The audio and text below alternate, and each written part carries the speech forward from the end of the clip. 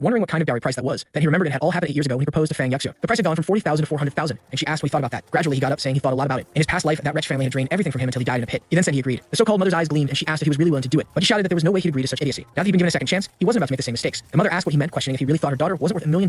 Fang Yuxu remained silent. Yanmu asked if the whole family had hearing or mental problems. He had already made it clear he wouldn't spend a cent on this wedding. Yuxu stood up and asked how he could do such a thing, but he replied that she should be arguing with her mother for being sold for $1 million.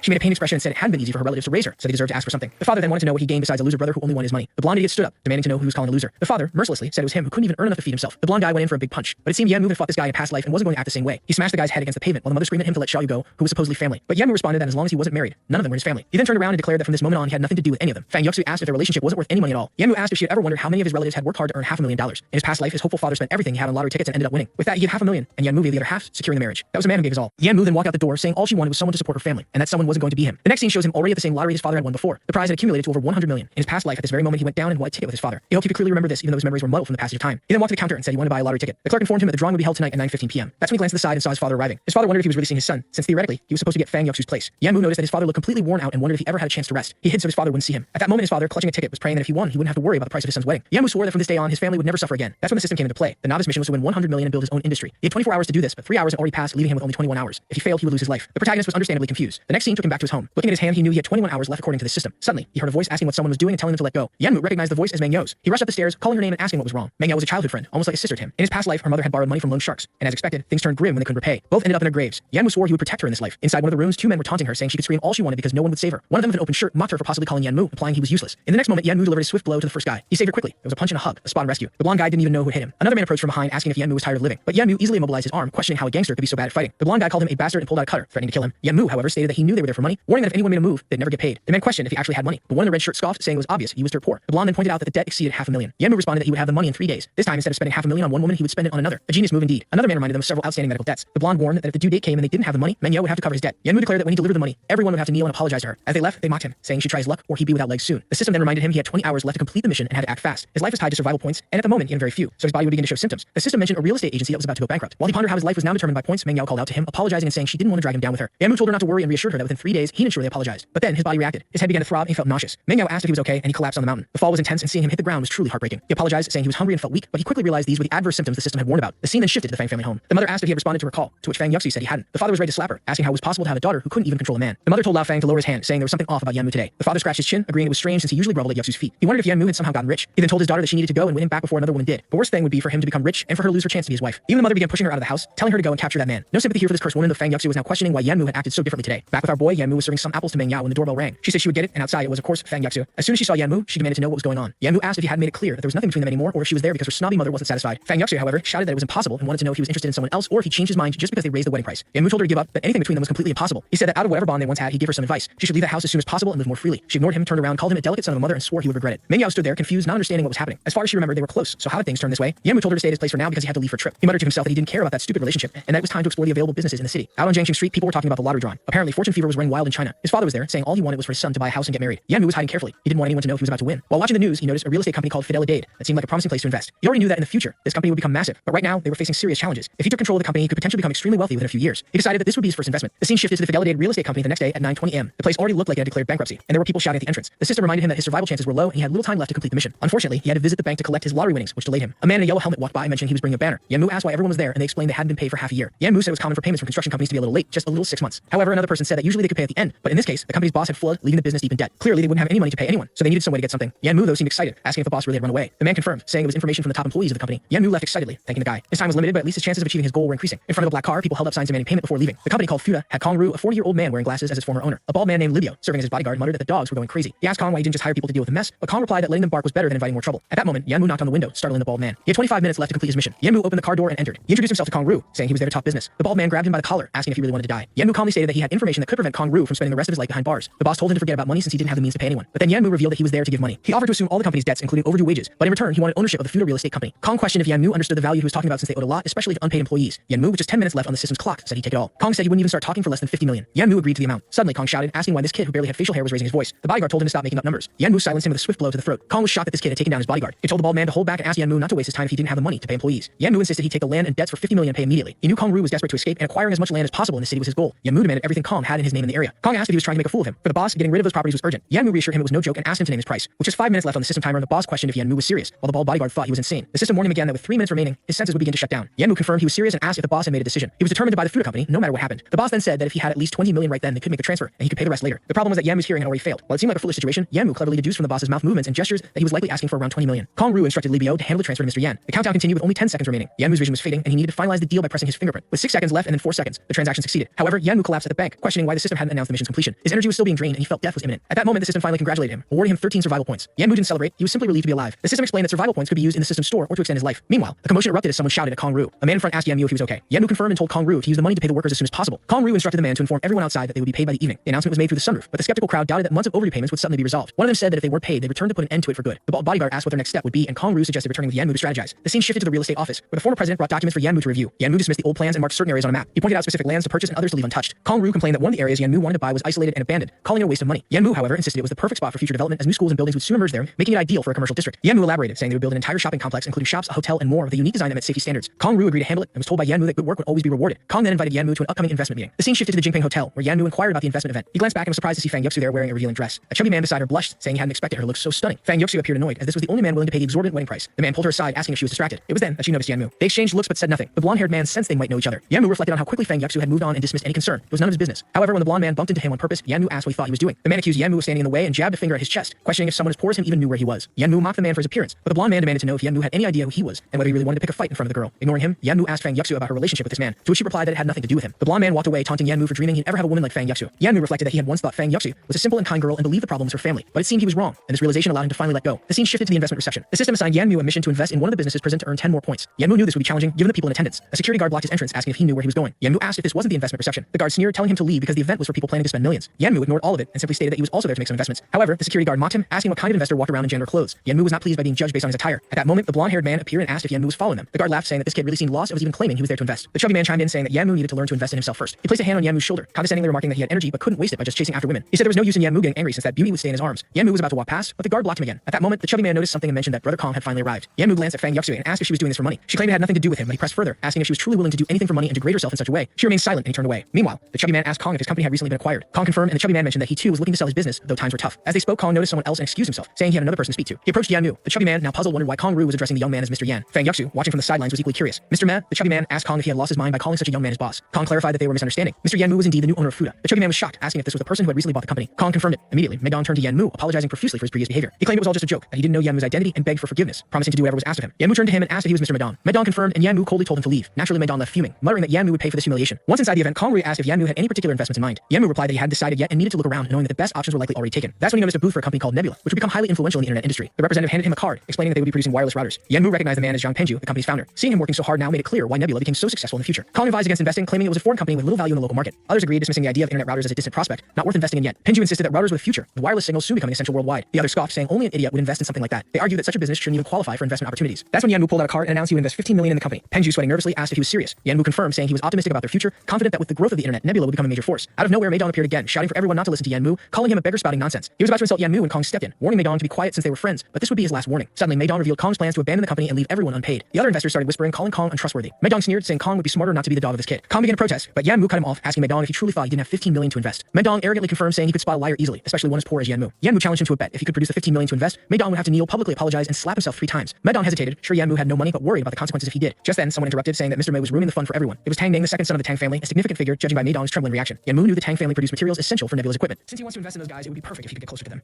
Tang Ning asks what's going on, and Meidong says they're just having fun, joking around, nothing serious. However, Tang Ning asks if they really think he's an idiot, as he's sure something's going on and wants them to continue. Meidong says fine then, they'll make the bet. Meanwhile, Kong asks our guy if he's sure he wants to make this bet. Our guy says he's sure, but the problem is he doesn't know where his card is. At that moment, Fang Yuxu tells him he should just disappear before he embarrasses himself. She thinks to herself that this supposed fortune he seems to have is clearly a lie. Meidong grabs Fang Yuxu and tells our guy to stop pretending and just admit he lost the bet. However, it turns out the guy is just messing around. He dramatically pulls out the card out of nowhere. He turns to Penju and says that if he agrees to the deal, he'll make the investment right now.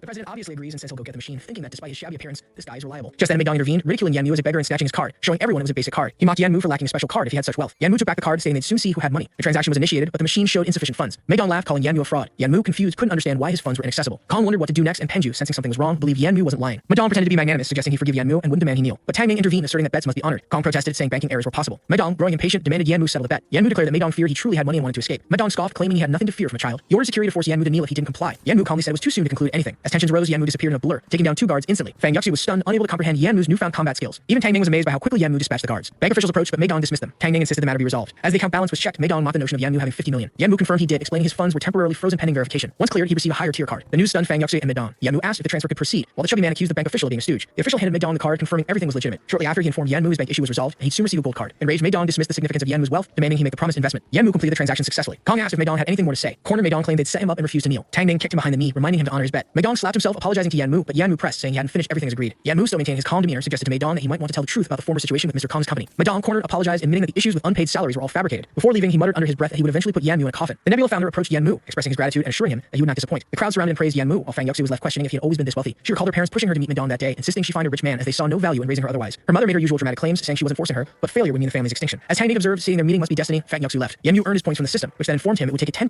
cut of his earnings. Yanmu was irritated by the unexpected tax. At that moment, Kong's bald assistant informed them of a new issue. Workers were rioting again despite the transfer of payments. The workers demanded severance, fearing job loss under new management. Kong, unsure of how to handle the situation with projects taking time to commence, asked Yanmu what they should do. Yanmu suggested returning to the company to assess the situation. Arriving at Fuda's site, chaos erupted as workers clashed. A helmeted worker pushed a blonde man against the wall, demanding to meet with Mr. Kong. In the commotion, a drill was brandished and shockingly used. Someone called for an ambulance as Yanmu and his team arrived. The injured worker was unconscious, with others shouting about preventing intrusions. Yanmu calmly asked if an ambulance had been called. The bald assistant confirmed, but it would take 10 minutes and by then it might be too late. One desperate worker kneeled, explaining his daughter was ill and he needed money. The scene stirred memories of Yanmu's father. Another worker struggled to help, realizing the injured man wasn't breathing. Kong ordered the 2 instigators bound. They smugly claimed they were helping establish order, but the bald assistant scolded them, blaming their stupidity for worsening the situation. Yanmu, noticing the dying worker, asked the system if he could be saved. The system offered a costly upgrade option to obtain a medicine that might work, but all Yanmu could access was basic enhancements. The system then proposed another solution, spending 12 survival points to keep the man alive until medical help arrived. The function was one-time use, so caution was advised. Yanmu hesitated but agreed, unwilling to stand by idly. The worker's condition stabilized and the instigators were thrown to the ground. Yanmu, furious, condemned their reckless actions. Realization struck these were the same thugs who had threatened Meng Yao earlier. When Kong inquired, they admitted it, revealing that Yanmu was burdened with a debt caused by a neighbor's gambling mother, with plans to exploit his sister. Kong, enraged, demanded to know if they had been misusing the company's name and ruining its reputation. Yanmu confirmed Meidong's involvement. Kong acknowledged the connection but assured Yanmu they would handle it now that he was in charge. Without a second thought, Yanmu delivered a swift kick to the blonde instigator's chest, ensuring his actions had consequences. The workers cheered at the sight of Yanmu dealing with the thugs, especially since those two had been harassing them. Finally, the ambulance arrived and the paramedics pushed through the crowd to attend to the injured man. Kong expressed relief that the situation hadn't turned fatal. Unsure of what to do next, he asked Yanmu for guidance. Yanmu stated that their first priority should be calming the workers, but the problem was there was no work available for now. The workers voiced their distrust, complaining that they were always promised payment but never saw results. Yanmu assured them that the company would implement formal employment contracts, making it legally binding to pay them. The workers, many of whom were likely undocumented, seemed cautiously hopeful. Some remarked that they heard contracts meant mandatory payments by law, though they were unfamiliar with the details. Kong allowed Yanmu to take charge, noting that without him the company would have collapsed. When Kong asked what should be done about the 2 thugs, Yanmu said their focus should be on preserving the company's reputation. He recommended covering all medical expenses for the injured worker. Kong promised to handle it, ensuring nothing would be overlooked. Yanmu then left, advising Kong to deal with the troublemakers. Back at Yanmu's home, he wondered if his parents were back yet. Opening the door, he was greeted by a bright sunbeam. Meng Yao asked why he was late. He explained he had business to attend to. She inquired if he was working extra hard to marry Fang Yuxu. Yanmu dismissed the notion, promising instead to find a better place for her soon. He knew Meng Yao's dream was to live in a grand house, and perhaps he could make it happen tomorrow. She asked what surprise he had in store, but he suggested she rest first since it was late. Lying in bed, Yanmu reflected on the system's grip over not just his life but the lives of others. He wondered about its limitations. The system then informed him he could enter a unique space when in a secure location. The room distorted and the system asked if he was ready for his inheritance. Confused, he questioned what inheritance it meant. As he looked down, he saw an image of himself from before his rebirth. The system explained that he must accept the Lord's inheritance or the world would be annihilated. Not much of a choice, he thought, and before he could answer, the process began. The system warned that after receiving the inheritance, his level would be restricted, and no more missions would be available for a while. Staring at his hand, Yanmu wondered what was happening. The inheritance completed and the system displayed a progress bar, 1%. It explained that without sufficient attributes, he couldn't unlock all abilities. Yanmu groaned, frustrated by the system's games, but resolved to claim everything in due time. From outside, Meng Yao asked if he was tired. He opened the door and saw her standing there. It was morning and Meng Yao reminded him that he had promised to take her out. Apologizing, Yanmu assured her they would leave soon. The scene shifted to the streets of Jiangsheng. The two walked and Meng Yao noticed Yanmu wore the same clothes as before. She pointed out Fang Yuxu, who was once again clinging to the chubby man from before. Meng Yao remarked that Fang Yuxu didn't seem well and asked if something was wrong. Yanmu brushed it off, saying it was her choice and none of their concern. As they continued walking, Meng Yao kept asking about his history with Fang Yuxu. Yanmu deflected and they arrived at a property showroom. A saleswoman greeted them, but after hearing Yanmu wanted to see villas, she scoffed, suggesting they look at smaller homes due to their appearance. Even Meng Yao was surprised, questioning Yanmu's finances. Yanmu promised to buy her a grand home, which left her in shock. The saleswoman dismissed him, mocking his apparent poverty and suggesting he was confusing the value of such properties. Meng Yao, embarrassed, wanted to leave. The saleswoman continued her insults, saying their clothes weren't even worth $200, so how could they afford a mansion? Yanmu took Meng Yao's arm, intending to leave when a man with purple hair appeared. Recognizing him as Sufi, Yanmu attempted a friendly greeting, but Sufei coldly brushed him off. He sneered, pointing out Yanmu's poverty and questioning why he was talking about buying a villa. Yanmu ignored the comment and asked why Sufei was speaking to him at all. Sufi, feigning nonchalance, mentioned that he managed a few small businesses and was on the market for a new house. The saleswoman eagerly jumped in, praising Sufi and saying that he was perfect for one of their exquisite villas. Sufi then turned to Yanmu, smugly stating that he had more pressing matters and that Yanmu, being a drifter, could take his time. Yanmu, unbothered, replied that he had a relaxed life, so Sufei could go ahead. The saleswoman accompanied Sufi to view the villas, leaving Yanmu to step aside, pretending to make a phone call. It was clear he wasn't planning to let this slide. Meanwhile, Sufei pulled out his card, ready to make a purchase without further inspection. The saleswoman informed him that the suite cost $2 million and confirmed if he was sure. She was thrilled about the high commission she stood to earn. Sufi, driven by his long-standing envy of Yanmu for his academic success and popularity with girls, took the opportunity to feel superior. He glanced at Meng Yao, noting Yanmu's absence, and mocked her, suggesting that Yanmu had abandoned her. Yanmu returned, apologizing for the delay. Sufi dismissively remarked that it didn't matter, then asked what kind of house Yanmu intended to buy, mocking him by offering to put his father to work as a laborer. Meng Yao, furious, told Sufi to stop trampling on people's dignity with his money. Sufi, sneering, retorted that money was the harsh reality of society. Yanmu calmly asked Meng Yao to settle down, warning Sufi that any further disrespect would make him forget they had ever been classmates. Sufi, undeterred, prodded Yanmu's chest, claiming he wasn't in a position to lecture anyone. The saleswoman chimed in, telling Yanmu he clearly couldn't afford anything and should leave. Sufi agreed and called for security. But just then, a well-dressed man approached Yanmu, informing him that his gold bank card was ready. Another senior saleswoman appeared, asking about the commotion. The first saleswoman complained that a troublemaker was causing problems without being able to afford a house. Yanmu pulled out his VIP gold card, silencing the room, and asked who claimed he couldn't pay. The senior administrator immediately recognized the card, apologizing Cortez profusely offered her services. Meanwhile, Su-Fi, desperate to maintain his standing, grabbed the administrator, insisting he was a valued customer. She questioned whether he recognized the card Yanmu held. Su-Fi glanced at it dismissively before realizing it was a super VIP card, not just any bank card. Stunned, he stumbled, accusing Yanmu of theft before walking away. Yanmu, having researched property values, asked for prices and was told 10 million each. He confidently handed over his card, announcing he'd buy. The senior saleswoman, now eager to serve, prepared the transaction, but Yanmu stopped her, declaring that any commission would go to someone else, not her. The administrator then fired the saleswoman on the spot. Su-Fi tried to befriend Yanmu, suggesting they go out for drinks. Before Yanmu could respond, security escorted Su-Fi away. Su-Fi pleaded, asking if Yanmu really wanted him removed by force. Yanmu reminded him that Su-Fi had just called for the same treatment. Panicking, Su-Fi offered to apologize. Curious, Yanmu asked the system if it could read people's fortunes. The system confirmed it could, even revealing potential for discovering treasures. Yanmu considered the strategic use of such abilities. He then noticed a dark aura around Su-Fi and warned him to be careful, as bad luck seemed to loom over him. Su-Fi dismissed it, still begging for reconciliation. Meanwhile, the dismissed saleswoman begged the administrator for another chance, claiming her father's illness would worsen without her job. Meng Yao, feeling sympathy, asked Yanmu to reconsider. Yanmu agreed, and the administrator allowed the saleswoman to stay, attributing her second chance to Yanmu's decision. Observing Meng Yao's golden fortune aura, Yanmu noted she was destined for good things. Nearby, an older woman, impressed by Yanmu's success, asked if he'd like to meet her granddaughters. Yanmu, bold as ever, replied that he was with his girlfriend and was there to buy her a house. Yanmu whispered quietly to Meng Yao, asking her to cooperate and play along so they could avoid an awkward situation. She turned away, blushing, and he asked what was wrong. Just then, he received a call from Fang Yuxu. Meng Yao immediately noticed his change in demeanor. Checking his old model phone, Yanmu saw a message from Fang Yuxu saying she was in room 606 and needed help. Yanmu wondered if she had willingly gone to the hotel with Madong. Meng Yao saw the message too and insisted that if he didn't help Fang Yuxu and something terrible happened, he'd regret it. Yanmu, however, dismissed it, saying it was no longer his problem. Meng Yao pleaded with him, saying he couldn't just stand by. She told him to help Yuxu and assured him she'd make her way home alone. Reluctantly, Yanmu ran off, telling Meng Yao to be careful. The scene shifted to room 606, where Madong was making lecherous advances on Fang Yuxu, commenting on her figure with disgusting remarks. Fang Yuxu demanded he stay away from her, but Madong grabbed her wrist, reminding her that it was her family who arranged the meeting, so she better comply. He began tearing at her clothes, claiming she already promised to spend time with him. At that moment, the door opened. Yanmu entered, holding up his phone and announcing that everything was recorded. Madong, shocked, lunged for the phone. Yanmu kneed him in the stomach, causing him to collapse and retch. Madong threatened Yanmu, claiming he'd still have his way with Fang Yuxu and send thugs after him. Yanmu responded by slamming the phone against Madong's ear, demanding he repeat himself. Madong, undeterred, called Yanmu a worthless loser who would never have any woman. Yanmu delivered another harsh kick, finally silencing him. Turning to Fang Yuxu, who was complaining of feeling overheated and weak, Yanmu realized she'd been drugged. He carried her to the bathroom, placed her in the tub, and told her to call if she needed anything. Meanwhile, Madong tried crawling away but received another kick from Yanmu. When Madong protested, claiming he hadn't actually done anything, Yanmu reminded him of the recorded evidence. Desperate, Madong asked what Yanmu wanted. Yanmu, ever pragmatic, asked if Madong was prepared to pay for his freedom. Madong, paranoid, suspected Fang Yuxu of setting him up. Yanmu dismissed the notion, stating it was none of his concern what happened when the footage went public. Madong countered, claiming the hotel wouldn't release security footage to him, to which Yanmu coolly replied that he had connections with the hotel manager and invited him to test his luck. Panicking, Madong tried negotiating, offering 5 million. Yanmu scoffed, demanding 40 million. Fang Yuxu emerged from the bathroom at that moment, and Madong, frantic, raised his offer to 10 million. Yanmu pressed on, settling at 30 million and warning Madong to keep his word. Clearly defeated, Madong fled, muttering threats of revenge. Yanmu turned to Fang Yuxu, asking if she was okay. She thanked him for his help. Yanmu brushed it off and prepared to leave. Suddenly, Fang Yuxu grabbed his arm, asking if it was true that he planned to invest 15 million in the Nebula Group. Yanmu questioned if she hadn't seen him transfer the money earlier. She admitted she had but was confused about how he suddenly acquired such wealth. Yanmu avoided the question, instead asking if money was more important to her than feelings. Fang Yuxu released his arm and Yanmu left, telling her she'd find her way home on her own. Back at the real estate company, Meng Yao asked if he had sorted everything out. Yanmu confirmed he had, thanking the manager, who assured him he would always be treated as a valued client at their company. Yanmu gently comforted Meng Yao, who admitted she was tired and didn't want to intrude on anyone's life anymore. Yanmu reassured her that he would finalize the paperwork for their new residence tomorrow. Meanwhile, at Meidong's office, his underlings fussed over him as he ranted about his injuries. They demanded to know who had hurt him, ready to retaliate. Meidong, seething with rage, told him to hold off for now. He had plans to deal with the Fang family first, determined to claim Fang Yuxu if he had to pay the 30 million. Back at the Fang household, Fang Yuxu's parents speculated about her absence. Her mother suggested it was a good sign, implying she had captivated Meidong's attention, likely working her charm. Just then, Fang Yuxu returned, visibly distressed. Her mother, feigning delight, questioned her lateness. Fang Yuxu quickly shut it down, announcing there would be no deal with Meidong. Shocked, her mother demanded an explanation. Fang Yuxu revealed Meidong's attempt to drug her and how Yanmu had intervened. Her father dismissed Yanmu's interference as a nuisance, while Fang Yuxu, noting his change, mentioned Yanmu's recent investments and real estate acquisition. Her mother, eyes lighting up the prospect of the wealthy son-in-law, insisted she rekindle the relationship. The scene shifted to an internet cafe where a young man engrossed in a game of Crossfire impressed his friend, who suggested a casual match. A bystander encouraged them to make it competitive, wagering a pack of cigarettes. The gamer, consumed by his addiction, agreed. He lost terribly 3-20 to the newcomer, who casually suggested he relax. Forced to pay up, he grumbled about his bad day, only for the tension to escalate when he encountered a group outside, leading to a punch in the face. Though seemingly unrelated, this interlude highlighted the gritty reality surrounding Jiang Qing's youth. Back at Yanmu's home, he considered spending survival points to unlock more abilities, including enhanced perception of others' fortunes. Frustrated at the slow pace of earning points, the system, with biting sarcasm, reminded him that life was tough. It suggested he could even improve his appearance with points. Contemplating this, Yanmu's thoughts were interrupted by another call from Fang Yuxu. He reluctantly answered, only to hear her mother's voice, sweet-talking him into giving the family access to his wealth in exchange for reconciling with Fang Yuxu. Yanmu snapped, telling her to stop bothering him. Shortly after, Yanmu received the finalized contract for the properties he purchased. Meng Yao, noticing his glum demeanor, asked if he was okay. He apologized, and the real estate manager thanked him for his patronage. Wandering the streets of Jiangxing, Yanmu encountered Fang Yuxu once again. She seemed to appear intentionally, and Yanmu, weary of the constant run-ins, asked why she was following him, reiterating that they were done. Fang Yuxu revealed that her brother had gotten into trouble at a cyber cafe and owed $500,000. Worse, he had been kidnapped, and the captors demanded the money for his release. Yanmu, unimpressed, coldly stated that her brother's problems were not his concern. Desperate, Fang Yuxu grabbed his hand and offered herself, promising to fulfill his physical desires if he helped. Yanmu, disgusted, pulled away, telling her to have some self-respect and lamenting how far she'd fallen. Tears streaming, Fang Yuxu pleaded, saying her family was powerless to save her brother. Yanmu, unable to fully suppress his compassion, reluctantly agreed to help, but only if they cut all ties afterward. Fang Yuxu resisted, insisting they were still family and couldn't simply walk away from each other. Yanmu, visibly exhausted by the entire situation, told Fang Yuxu's brother that if they were truly family, there was no need to continue the conversation. Meng Yao, who was growing increasingly frustrated, accused Yanmu of being cold-hearted, insisting that Fang Yuxu was truly suffering. Yanmu, unmoved, simply stated that her problems were no longer his responsibility. Meng Yao paused, commenting that he wasn't always this unfeeling, and that she didn't understand what had gone wrong between him and Fang Yuxu, since their relationship once seemed solid. Yanmu thought back to the pain and betrayal of his past life. Despite his internal struggle, he was resolute. Getting involved again would only bring more trouble. He told Meng Yao to head home while he checked out the internet cafe himself, determined to end the matter once and for all. At the cafe, Fang Yuxu's brother was held captive, surrounded by thugs demanding the ransom. When he tried to argue, they laughed and threatened violence unless his family paid up. Outside, a guard tried to stop Yanmu from entering. Without hesitation, Yanmu punched him, knocking him to the ground. Once inside, the thugs recognized Yanmu, wondering why he had come. Calmly, Yanmu declared that there were too many of them, so he needed a boost. He swallowed a strength-enhancing pill, increasing his power significantly. One thug, who had previously targeted Meng Yao, taunted Yanmu, reminding him of a debt. Yanmu coldly questioned why he should pay, and the brother, tied up, begged him to hand over the money to avoid escalating the situation. But Yanmu had no intention of complying. He exuded a dangerous red aura, warning everyone to keep still. When one of the thugs lunged, Yanmu struck with unyielding force, knocking him across the room. More goons surrounded Yanmu, but he fought back effortlessly, his enhanced strength making short work of them. Fang Yuxu's brother, shocked, demanded to know why Yanmu had taken so long to intervene, even suggesting that Yanmu should compensate him to keep quiet. Yanmu, perplexed, realized that the brother had no gratitude, only greed. In response, he slapped him, demanding to know when he'd grown so bold. Yanmu warned him to go home before he lost his temper entirely, reminding him that he'd only come because of Fang Yuxu's desperate plea. Just as Yanmu turned to leave, Madong and a mob of thugs blocked his exit. Madong, thirsting for revenge, ordered his men to kill kill Yanmu. Faced with overwhelming numbers, Yanmu's options were limited. The system intervened, offering an agility pill in exchange for more points. Yanmu consumed it, enhancing his speed and reflexes. He easily dodged a thrown brick and moved so quickly it seemed as if he were teleporting, dismantling Meidong's men with ruthless efficiency. Meidong found himself on the ground again, helpless against Yanmu's might. Yanmu asked why he plotted his death, and Meidong, ever blunt, said it was payback for what Yanmu had done to him. Yanmu, amused by Meidong's flawed logic, agreed it made sense, though it was unfortunate for Meidong to be on the losing end. With time running short, Yanmu demanded compensation for the wasted effort and points spent. Desperate, Meidong offered 20 million to avoid further punishment. Yanmu accepted, insisting on immediate payment. Shortly after, Yanmu's account was credited with 50 million, as Meidong had neglected to transfer the 30 million owed from their last encounter. Yanmu dismissed Meidong, who vowed to recover his losses one day. Turning to Fang Yuxiu's brother, Yanmu coldly asked if he knew his way home. The brother, still ungrateful, spat out threats, claiming he'd never forget the humiliation. Yanmu, unimpressed, told him he should be grateful to be alive and warned him to stop using weak excuses for his failures. Tired of the pointless drama, Yanmu demanded the brother disappear. Another harsh lesson was delivered, leaving no doubt about who was in control. Yanmu dismissed the departing Fang Yuxiu's brother, who threatened to tell their parents everything, believing it would cause trouble for Yanmu. Unbothered, Yanmu decided to check his system. Despite having gained 50 million, there was no change in his survival points. The system curtly explained that money obtained dishonestly didn't count. Yanmu grumbled, realizing even the system demanded moral earnings now. Back at the Fang household, the mother berated Fang Yuxiu for failing to secure Yanmu, whom she disparagingly called trash. She questioned how Fang Yuxiu could let her brother Qiuyu suffer. Fang Yuxiu tried explaining that Yanmu had completely severed ties with her, but Qiuyu stormed in, battered and bruised. Their mother, relieved to see him, asked why he looked so beaten up. Qiuyu blamed Fang Yuxiu, claiming that instead of helping, Yanmu had humiliated him. Fang Yuxiu was surprised to learn that Yanmu had intervened. Qiuyu twisted the story, saying Yanmu had only shown up to make things worse, and his slap hurt more than the thug's beatings. He accused Yanmu of profiting from her suffering, claiming Yanmu's wealth came from extorting Meidong. Their mother, incensed, declared Yanmu to be worse than an animal for using her daughter's pain. Fang Yuxiu resolved to confront him, unsure if this explained his motives during their relationship. Meanwhile, Mengyao questioned Yanmu's mood, wondering why he seemed upset with the system. She teased him about being beaten up by someone. Yanmu brushed it off, telling her to relax. When Mengyao pressed, asking if he was still hung up on Fang Yuxiu, their conversation was interrupted as Fang Yuxiu arrived, demanding to talk. Mengyao, taken aback, sarcastically asked if Fang Yuxiu was joining them for dinner. Yanmu, unfazed, told her she wasn't welcome and asked why she was there. Fang Yuxiu, furious, slammed her hand on the table, accusing him of beating her brother while dining with another woman. Yanmu clarified that Mengyao was like a sister to him, but Fang Yuxiu dismissed the notion, pressing him on why he harmed Xiaoyu if he'd gone to save him. Fang Yuxiu insinuated that Yanmu was with Mengyao out of spite. Frustrated, Yanmu demanded to know if she was delusional. Fang Yuxiu accused him of flaunting his wealth to humiliate her family, suggesting he could have used money to solve everything. Yanmu reminded her of his poverty and declared he wouldn't waste a single coin on her vampire family. Enraged, Fang Yuxiu denied being from a family of leeches while Mengyao watched confused. Fang Yuxiu's voice rose as she accused Yanmu of moving on quickly. Yanmu told her to shut up, questioning why it bothered her so much and pointing out her obsession. He warned that if she kept believing her brother's lies, there was no need to talk again. Fang Yuxiu lashed out, claiming Yanmu had always used her for money and tried to slap him, but he caught her wrist. He reminded her that their relationship was over, and she needed to stop acting irrationally. Breaking free, Fang Yuxiu vowed he would regret this. Mengyao, bewildered, asked if Yanmu and Fang Yuxiu had truly broken up. Yanmu confirmed it, suspecting Fang Yuxiu's behavior was a ploy to regain his attention. Mengyao, seeing Yanmu's goodness, wondered why Fang Yuxiu treated him so poorly. Yanmu reassured her with a smile, encouraging her to eat so they could head home. The scene shifted to Nebula Group's office, where the president thanked Yanmu for his investment. Yanmu reviewed a project proposal, finally feeling optimistic about a promising development. However, while looking at the papers, Yanmu asked why the man is choosing to use low-quality materials. The president explained that they tried using high-quality materials, but the profit margins were too low, and people were refusing to cooperate. Our boy comments that this will be a big problem, but Penju says that at the start, they just need to pass the test, so there's no need to produce many. Yanmu agrees and suggests focusing sales primarily on communication companies. Penju is surprised he hadn't thought of that before and sees it as the best option to sell to them, especially since they constantly transmit signals. He only comments on the material, and our protagonist tells him to relax, saying he will find someone to secure what they need. Back on the streets of Jiangsheng, he spends a lot of time there. Looking at the car, he knows the best thing would be to form a partnership with the Tang company, but he has no idea how or why they would cooperate with Nebula. That's when he looks to the side and sees a man grabbing a girl by the hair, telling her to shut up. He quickly recognizes her as the girl who humiliated him at the real estate office, and it seems she's now working as a waitress. Some other men approach and demand the man let the girl go, or they will call the police. But man, in the city, everyone seems ready to stir up trouble because out comes another knife. Then the savior of girls who humiliate him arrives, grabbing the man by the arm. The man warns that the Lord is interested in this woman, so it would be best not to interfere. Oh boy, it's Meidong again. He can't see a girl with two big assets at this age without causing trouble. Our boy then begins to slightly twist the man's wrist and asks if he's sure he wants to continue. The desperate man immediately yells for him to let go, saying it hurts too much. Our hero finally releases him, warning that it would be best if he's never seen there again. The coward runs away, and the girl thanks our protagonist. He asks why she's working there instead of at the company, and she explains that it's her day off and she's taking on extra work to help pay for her father's surgery. Our boy then asks if she knows Meidong. She says the guy's been trying to offer her some kind of support, but she's always refused, and if it weren't for him today, things would have gone badly. Our boy acknowledges this and tells her to rest, begging her once again. With that, she leaves. He takes out his phone and tells the bald guard to keep an eye on Meidong, who should be at the hospital at this moment. The coward is there with Fang Yuxiu, telling her he arranged everything she wanted so she could stay a little closer. She mentions that Yanmu must have fallen into their trap and that the fun part is just beginning. Meidong asks what they will do if things go wrong again. She simply tells him to shut up and obey because she's the one helping him with his revenge. Besides, there's no need to worry because Yanmu is deeply in love with her. Soon he would soften up and show up to apologize.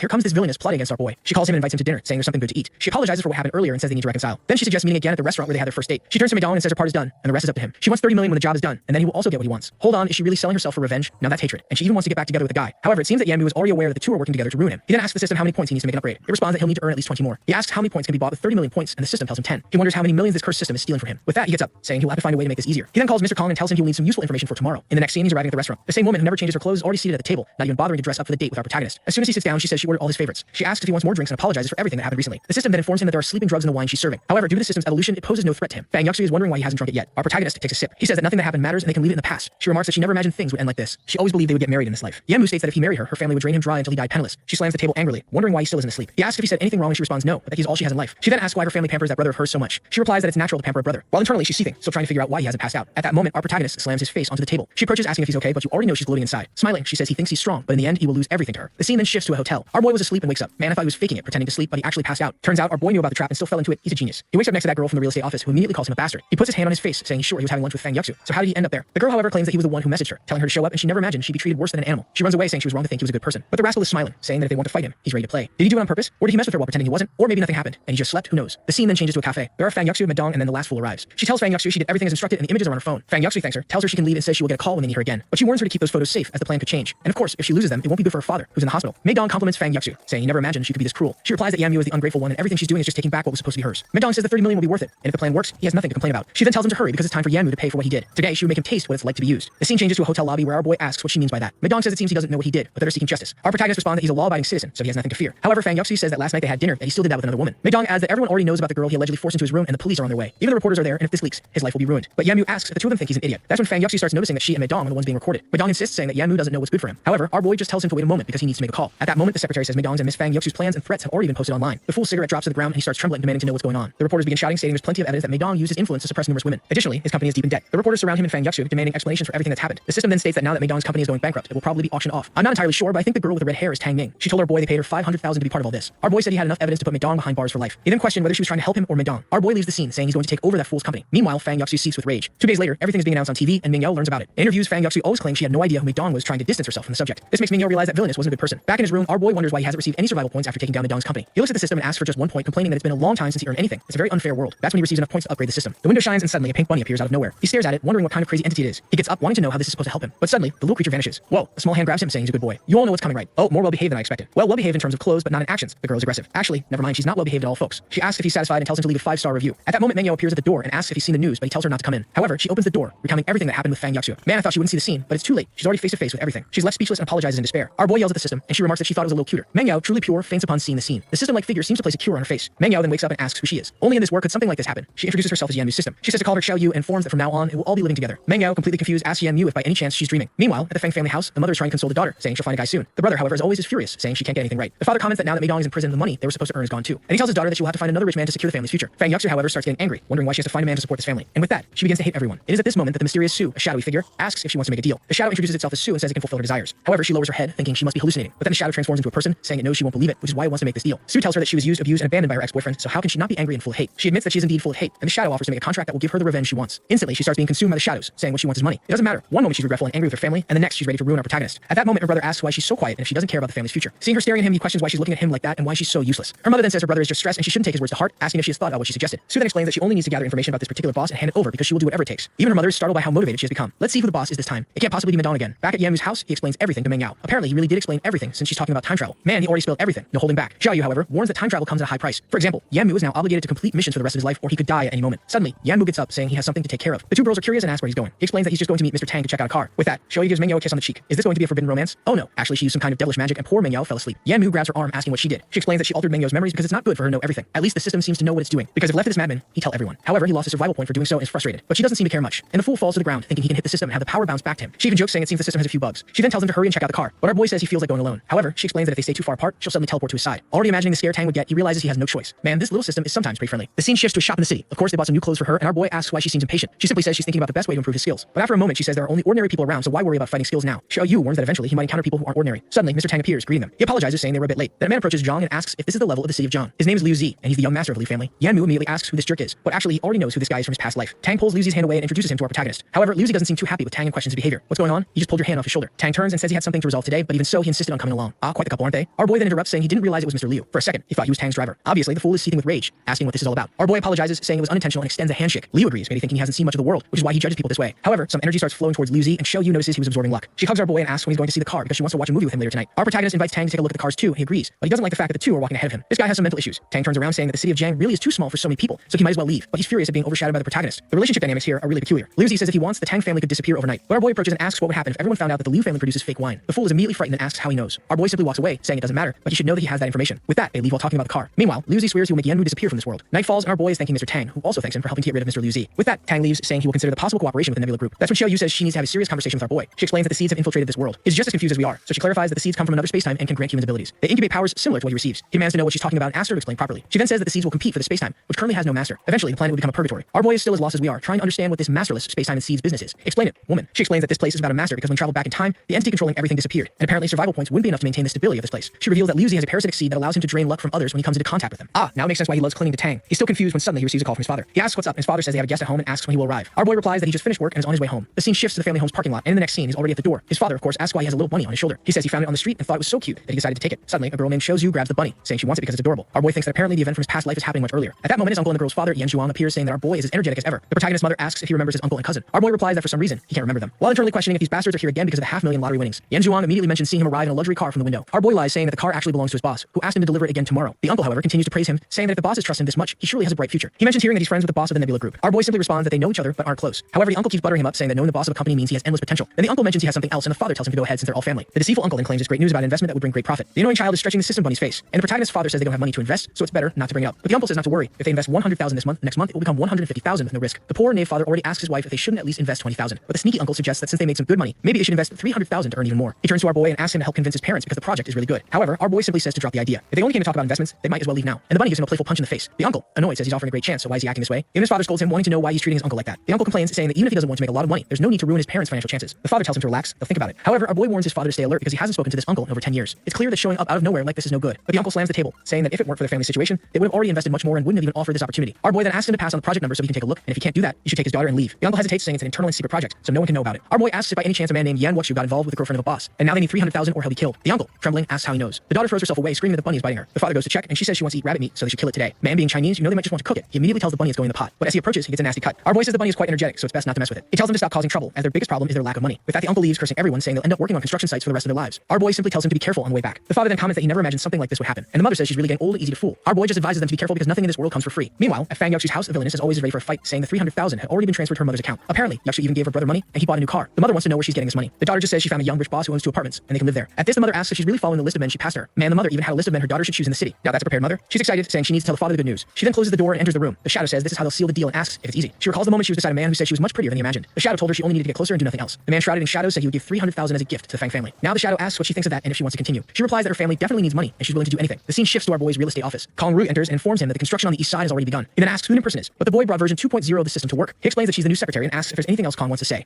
Kong hands him a notebook saying someone is interested in buying Meidong's company for 100 million. Yanwu finds it strange as there had been no prior interest, yet suddenly someone is willing to pay 100 million. Our boy tells Kong to handle the negotiation but warns that it's not that important. He knows that with the city center's relocation in a few years, that place will lose some of its value, though it's still valuable at the moment. Kong then mentions there seems to be a black market auction happening tonight. Our boy asks what kind of auction it is, and Kong explains that it involves Fang Shu treasures. It seems there will also be spiritual items, but unfortunately, they don't have the money. Yanwu tells him not to worry and just asks where the auction will take place. The scene shifts to the streets of Tay. Man, we changed locations for once. Our boy comments that it doesn't look much different from a regular commercial street, so is this really the black market auction? Meanwhile, Xiao Yu says she wants to go shopping. At that moment, an old man, who doesn't seem suspicious at all, appears and asks if they're there for the auction. Yanwu wants to know how the old man knows this. He responds that they look completely lost and offers to show them the way, but warns them to be careful, as young people often get tricked here. Our boy thanks him and apologizes for the inconvenience. The man then leads him to the lower city and explains everything about the area. Our boy comments that he never imagined it would be so big. The only issue is that it costs 2,000 just to participate, and our boy laments his poor state. The old man thanks him and advises him to familiarize himself with the place before getting involved in anything. While walking around, Xiao Yu mentions that the aura of the seeds there is very strong. Our boy says the black market is all about money. Moreover, human desire is so high here that it's common for seeds to be attracted. However, Xiao Yu seems impressed by how quickly things are evolving. At that moment, someone asks if the esteemed gambler has decided which piece to bet on. The crouching man seems to analyze and say that both stones have the same weight, the same shape, and the same material. Meanwhile, the old man on the ground urges him to make a choice, saying it's his last chance. Our boy quickly notices that the stone on the right is glowing red. He immediately suspects that it's the one containing the treasure. The old man announces that the Xiao family boy has made a bet and calls everyone to join in. People start betting on whether or not the boy will be right. The organizer announces that there's already 200,000 on the line and asks if anyone else wants to join. Apparently, the poor boy's family is facing difficulties. The math genius decided that gambling was the best way to make money. He's banging his hand on the ground, hoping he doesn't ruin his father's future. However, our boy steps in and says he'll bet 300,000 on the boy. The old man warns that if the Xiao family loses, they'll have to pay 3 million as a penalty. Our boy says if they want, he'll bet 3 million then. At this point, the old man realizes the danger and suggests he stick to the 300,000. The blue-haired boy then asks if our boy is new to this place since all the games are rigged to some extent. But Yanwu appears unfazed, saying he's sure he'll win this. With that, he moves forward with Xiao and Wei, and it seems like the man needs to check what's inside the stone. The scene shifts to an old man stating that inside that place is a piece of jasper worth over 500,000. Oh, I see. They look at the first stone, which wasn't chosen. The gambler then tells him to open the stone chosen by the boy. The old man begins the process and he turns to our boy's girlfriend, suggesting she should leave him before they both end up broke. However, she replies for him to watch the defeat he's about to face. At that moment, the appraiser announces that there appears to be some sort of ruby inside. At that moment, the fool realizes he's screwed. The announcer declares that it contains a blood pigeon ruby. Not the most epic name, but alright. People start saying it's impossible while our boy is confused, wondering what that is. Xiao Yu explains that this ruby is of the highest quality and is worth at least 1 million. The boy from the Xiao family is immediately excited by its value. Our boy then turns to the betting man and asks if he has the money to hand over. The man replies that he doesn't know who he's dealing with and orders him to swipe the card already. Of course, he swears he won't forget this. Our boy is already happy, thinking that with this ability, the black market is an easy way to make money. That's when someone calls out to him and he turns to see the boy from the Xiao family. The boy introduces himself as Xiao Cheng and offers to help him get into the auction if he wants to go. Our boy turns around curious and the boy apologizes if he's intruding. But our boy introduces himself and says that if Xiao Cheng can really do that, he'd be eager to see the auction. Xiao Cheng assures him that tonight he will be part of it all. Yanwu already knows that people were calling this boy Master Xiao, so his identity is definitely not simple. A while later, they're in the VIP area of the auction, and the boy thanks our boy for trusting him. He explains that he has a black card that allows him to participate because otherwise he couldn't afford to be there. Yanwu asks him to explain the situation. The boy says the only way to access the auction without restrictions is by having one of the 3 existing black cards. One belongs to the market owners themselves, another to a mysterious force, and the last one to the Xiao family. However, in recent years, the Liu family seems to be gaining more influence there. And now that the Xiao family is facing difficulties, they seem to be getting discarded. Xiao Yu asks if by the Liu family he means the young master Liu Zi. Cheng asks if they know each other. Our boy replies that they don't know each other well. They've only met once. Suddenly, someone announces that the ruby he delivered was appraised at 5 million. The woman asks if he wants to sell it, but he says he wants it to be part of tonight's auction. Time passes and it's finally time for the auction. The presenter removes the cloth, revealing a Ming Dynasty vase. The starting price is 20,000. Xiao Cheng asks our boy if he's not interested in these items. He explains that he's just there to observe opportunities, not necessarily to buy everything. The boy says that among all the items, the only truly interesting one is the ruby vase. The gavel falls and the porcelain sells for 300,000. Our boy notes that the vase is surrounded by a strange black smoke, so it definitely brings bad luck. The presenter then announces the next item, which hasn't been seen in years in this place. It's the ruby that Xiao Cheng is auctioning. The one explains the item's discovery and is about to announce the starting bid when someone immediately offers 5 million. From the audience, a man says this is the ruby Xiao Cheng obtained. The bids keep climbing, 6, 10, and 30 million. Master Liu continues to raise the price, saying he wants it. But with such a high price, the betting man suggests taking it from Xiao Cheng. However, Liu Zi shouts, bidding 60 million. Yanwu didn't expect that scoundrel to be there. While others are fuming over his relentless bidding, our boy raises it to 70 million. Xiao Cheng warns him to be careful, as it's not wise to take anything from the Liu family. But Xiao Yu tells him to stay calm and keep watching. Yanwu recognizes Liu Zi as the same poor man from Tang's domain. At that moment, the betting man shouts that it's the same bastard who bet 300,000 on Xiao Cheng earlier. The bidding reaches 80 million and Liu Zi taunts, saying he's ready to play with the boy. Xiao Cheng warns our boy again to let it go. no. But he responds that he's going to make Liu Zi spend as much money as possible. Instantly, he raises the bid to 180 million. Liu Zi is shocked, wondering where this poor man got so much money. The presenter counts down once, twice. Liu Zi raises it to 300 million. Man, this auction is fierce. No slow increments here. Our boy is impressed, saying Liu Zi is quite brave. It goes up 400, then 500, 600, 700, 800 million. Xiao Cheng knows the bid has far surpassed its true value. Soon, the auction will be cancelled. Liu Zi raises it to 1.2 billion and asks if the boy will continue this game. Our boy says he's done. Liu Zi is very generous and rich, so he can have the ruby. But when it counts to 3, he strikes the gavel and declares it sold. The boss asks how they're going to get that much money, but Liu Zi scoffs, asking who said he'd pay. In another room, he's complaining that he already made the transfer. However, the receptionist tells him that until the 1.2 billion is in the account, he will be banned from the black market. At that moment, the fool realizes he's in trouble. Liu Zi wonders why his usual strategies aren't working today. The Shadow of Luck tells him that the man he's playing against has a power greater than his, preventing him from altering fate. The receptionist informs him that because the sum is so large, he has 3 days to gather the money, and in that time, the ruby will be reserved for him. He pretends to agree, claiming it must be an issue with his bank, and that he'll return soon. Meanwhile, on the streets of the black market, Xiao Cheng thanks our boy for everything. Our boy replies that he didn't do it for him, he already had issues with Liu Zi. Xiao Cheng reveals that Liu Zi seems to have a scheme for paying very little for things he wins at auction. Our boy asks how that's possible, but Xiao Cheng says he doesn't know. It's affecting the entire black market. That's when Liu Zi appears, mocking Xiao Cheng for having a good eye but no skill. He threatens to make our boy's life miserable, and Xiao Cheng warns that it's best to leave because Liu Zi could really harm them. But Yan Mu steps in, telling him not to worry. The fool wanted to help, but Xiao Cheng tells him to let our boy handle it. Liu Zi prepares a punch, calling Yan Mu brave for being the first to provoke the young master. But he takes a punch to the chin before he can react, with our boy dismissing his threats. Strangely, something happens to our boy's power levels, and Xiao Cheng has no idea what just occurred. The seed inside Liu Zi starts to panic, declaring that the attack failed and urging him to kill Yan Mu. The fool is losing his mind, demanding to know where he got the courage to strike him. Yan Mu calmly states that the power Liu Zi relies on lacks any physical form, proving that he's weak and afraid. The villain retorts that once our boy dies, he'll take everything he has. But Yan Mu is already kicking him in the stomach, questioning how he dares to speak when he's so weak. The seed pleads for Liu Zi to flee, as his power is being drained. Liu Zi asks how Yan Mu can devour this entity and who he really is. Yan Mu is confused by the question. Liu Zi smirks, hinting that Yan Mu's angel hasn't told him the truth about everything. He tries to make an offer, but takes another kick to the stomach from our boy, who declares that he's in no position to negotiate. A desperate spirit urges Liu Zi to escape, saying he's already lost half his power. Oddly, Xiao Yu's powers also seem to have vanished. Oh, actually, Yan Mu has absorbed them all. Liu Zi decides to run.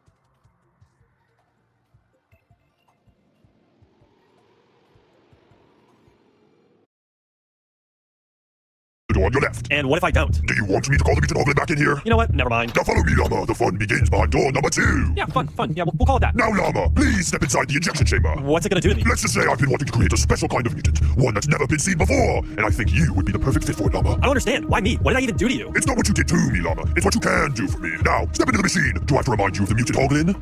Well, if I'm coming out of this machine of mutants, could you tell Styx I accidentally used his toothbrush a few years back and didn't tell him? Well, if you say so, Llama. Now, go on. Your transformation awaits. What? Ah! Someone help! Wait, I thought that was gonna turn me into a mutant. Nope, you have to go through this process for a week in order to be fully transformed. But don't worry, I'll still tell Styx about that toothbrush thing. Wait, please don't. Too late. Hey, Alexa, remind me to tell Styx about the toothbrush incident. Okay, I'll remind you at 12:45 p.m. Now, Llama, follow me. We have testing to get to. Everything hurts. Do you think I could rest for a bit? Oh, you've been knackered, aren't you? Every one of my experiments goes through this. Come on, let's go. Alright, whatever. You should start to feel some of the effects from the mutant machine. Increased spatial awareness, faster reaction time, intensified strength, and heightened agility. These upcoming trials should put those to the test. Wait, shouldn't you have put me through these trials before putting me in that machine? Seems like it would've been good to get a benchmark of what I can do without the anabolic steroids. Are you the mad scientist here? Didn't think so. That's definitely not something I absolutely should be doing to make sure the result of the machine makes sense. Whatever you say. Just trying to help you out, man. Anyways, enough chit-chat. Time for the first trial.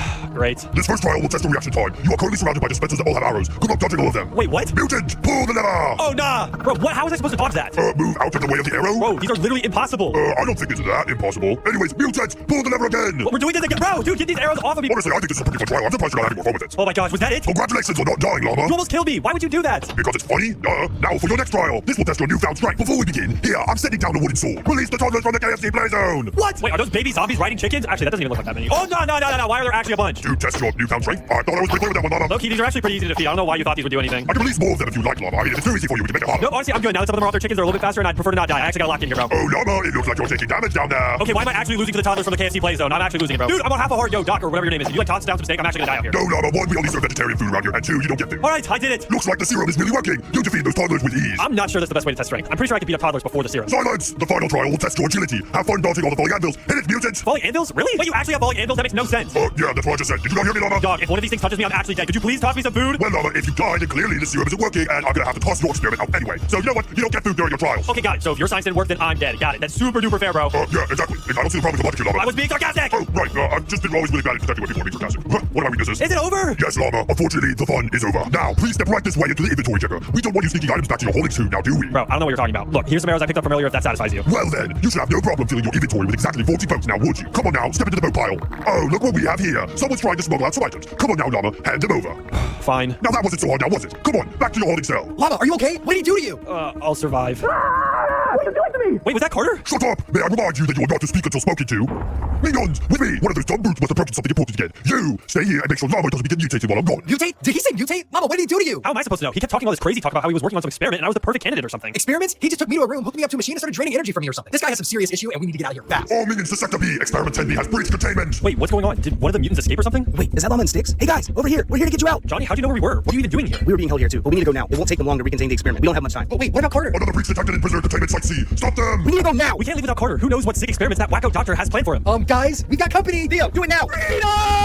Everyone run. No time to worry about Carter now. We'll come back for him later. Fine, but we gotta come back from later. Where are we going? We've been walking forever. Shh, just don't know if they followed us. Plus, we're almost there. The entrance should be right here. Perfect. Quickly, everyone in. We can rest here and recuperate. Finally, my feet are killing me. You guys can get some rest here. It looks like that mad scientist beat you and Sticks up real good. We can talk once you're better. I'm not worried about that right now. Carly. Right, Carly. What were you guys doing in that laboratory? What happened to the old bunker? When are we going back for Carter? Well, it started right after you delivered that package from Vlad. Theo and Carly had just gotten back from their supply run, right after you guys left. We didn't cover our trail enough. And Minions were able to find the entrance to the bunker. And, well... They breached the entrance. We weren't ready. It was an onslaught. 20 of us, down to 3. There were 20 of you? Llama, shut up. He's flashbacking right now. We were the lucky ones. The ones deemed good enough for experimentations or mutant food. They took all of our gear and threw us in cells to wait for the doctor to return and decide our fate. Luckily, they couldn't take away my intellect. I was able to mess with the wiring for my cell, causing a breach in mutant containment. And, well... The rest you know. So there was an entire group of you guys? Was, but we don't have time to dwell on that. We need to rest and keep moving. Find somewhere safe and start over. You guys are welcome to join. Wait, I thought we were going back to get Carter and defeat that doctor for all those experiments he did on Llama. Experiments? What kind of experiments? Llama, you need to tell us what he did to you now. I'm not too sure. He rambled on about me becoming some sort of mutant or weapon or both. No way. Johnny, there is no way we were taking him with us. Let alone rescuing Carter when he could turn into one of those freaks at any minute. Hey, I'm not gonna turn into any mutant. Whatever he did obviously didn't work and we can't just move on and leave Carter. Are you nuts? Come on, Johnny, where did all that bravery go from when you faced that mutant zombie for the first time? You got this far. Why give up now? Llama and Sticks are right. We all came together to build a better life, and I'm tired of running. We need to make a stand now, with or without me. Fine, we will put it to a vote. I say we cut our losses and leave. I'm not fighting those mutants again. I'm with Johnny. Well, I'm with Llama. We have no choice but to go back. If we don't, Dr. Triceratops wins, and we can't let that happen. Why are you guys all looking at me? We already know whose side I'm on. Well, I guess that settles it. We will go back and rest and set up a plan. It better be a good one, Llama. Fine, I'll go, but only because you guys need me and my explosive expertise. So, Llama, what's your plan? I say we decide that after Llama gets some rest. Carly's right. We need to get some rest first, and then we'll gear up and make a plan.